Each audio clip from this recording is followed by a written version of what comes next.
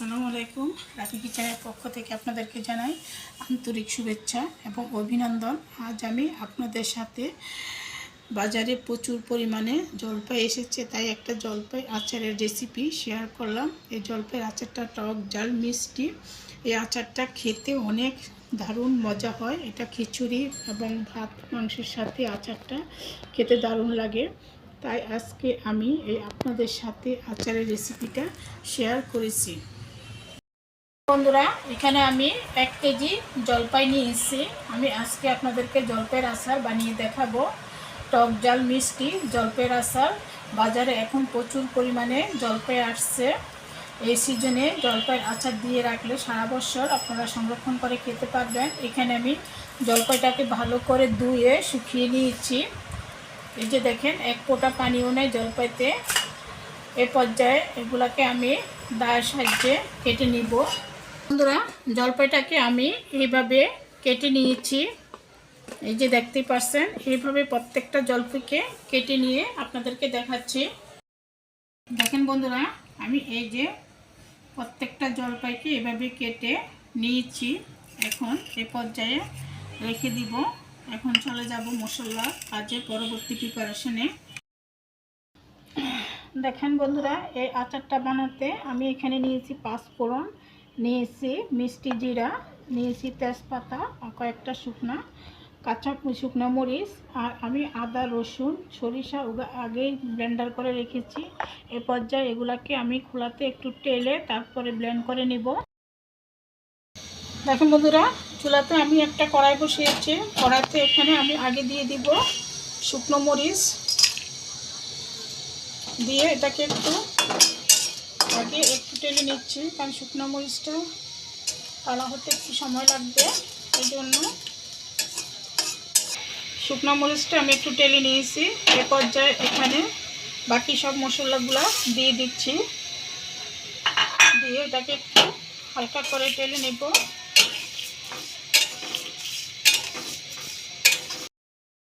দেখেন বন্ধুরা, মশলাগুলো আমি ব্লেন্ড করে নিয়েছি। এগুলোকে পুরোপুরি মিহি করা যাবে না, এরকম আড়া ভাঙ্গা হতে হবে।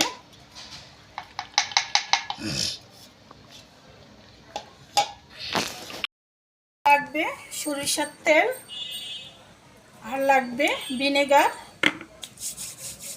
এ পর্যায়ে আমি চলে যাচ্ছি চুলার প্রিপারেশনে। চুলাতে আমি একটা কড়াই বসিয়েছি। কড়াইতে এখন আমি দিয়ে দিব ভালো তেল। তেলটা একটু পরিমাণে বেশি দিচ্ছি। এখন তেলটা গরম হওয়ার জন্য অপেক্ষা করতেছি। গরম হয়ে গেছে। এই পর্যায়ে এখানে আমি দিয়ে দিব আদা বাটা,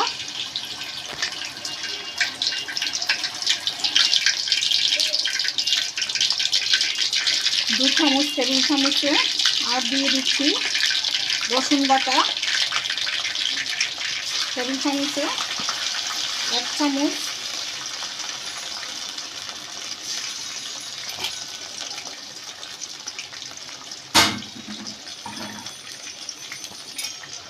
দিয়ে মশলাটাকে ভালো করে তেলের মধ্যে আমি কষিয়ে নিব।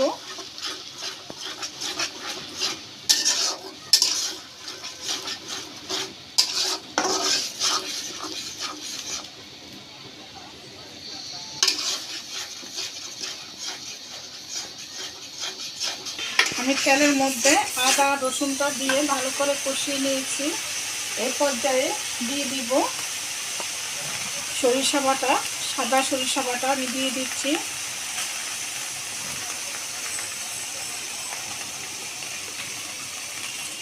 আপনাদের বাসায় যদি কালো সরিষা থাকে তাহলে আপনার কালো সরিষাটা দিতে পারেন। দিয়ে এটা আবারও ভালো করে মশলাটাকে আমি কষিয়ে দিচ্ছি।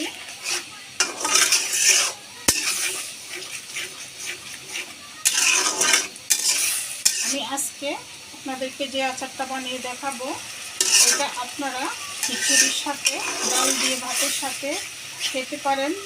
যারা একেবারেই টক খেতে চান না তাদের জন্য মিষ্টি, ডাল টক মিষ্টি এই আচারটা খেতে খিচুড়ির সাথে খেতে দারুণ লাগে।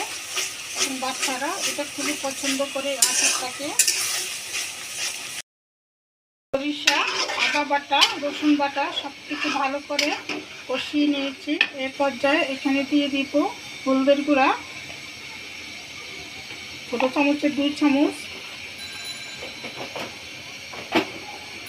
আর দিয়ে দিচ্ছি মরিচের গুঁড়া, লাল মরিচের গুঁড়া,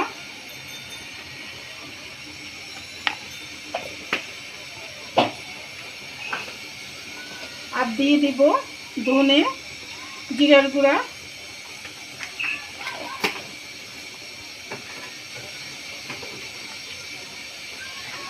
দিয়ে সব কিছু আবারও ভালো করে কষিয়ে নিচ্ছি।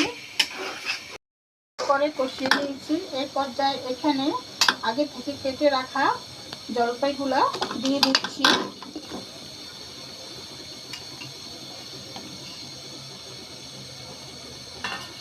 মতো লবণ,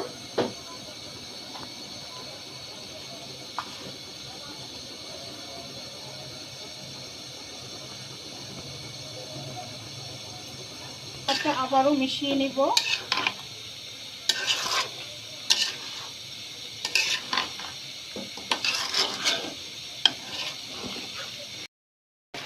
জলপাই কালারটা এখানে চেঞ্জ হয়ে গেছে এবং ভালো করে আপনার তেলের সাথে নেড়ে আমি ভালো করে কষিয়ে নিয়েছি। দেখেন এই পর্যায়ে কড়াইয়ের মধ্যে আর লেগে নাই আপনার। এই পর্যায়ে এখানে বাদ বাকি উপকরণগুলো দিয়ে দিব।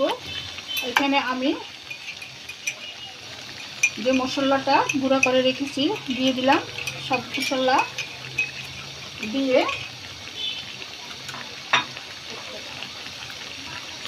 আচার যদি আপনারা বেশি দিন সংরক্ষণ করে রাখতে চান তাহলে অবশ্যই ভিনেগার ব্যবহার করতে হবে। ভিনেগারটা একটু পরিমাণে বেশি দিবেন।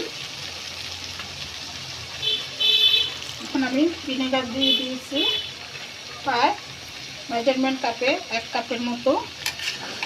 ভিনেগারটা একটু বেশি দিলে আচারটা অনেক দিন সংরক্ষণ করে রাখা যায়, আচার কোনোভাবেই নষ্ট হবে না। তাই চেষ্টা করবেন ভিনেগারটা এই পরিমাণে একটু বেশি দিতে। আর যেহেতু আমি এখানে বলছি টক ঝাল মিষ্টি আচার, তাই এর সাথে এখন আমি অ্যাড করে দিব কিছুটা চিনি, টেবিল চামচে প্রায় 3 চামচের মতো। আপনারা মিষ্টিটা যে পরিমাণে খাবেন ওই আন্দাজে চিনিটা ব্যবহার করবেন। দিয়ে সব কিছু ভালো করে নেড়ে মিশিয়ে দিব।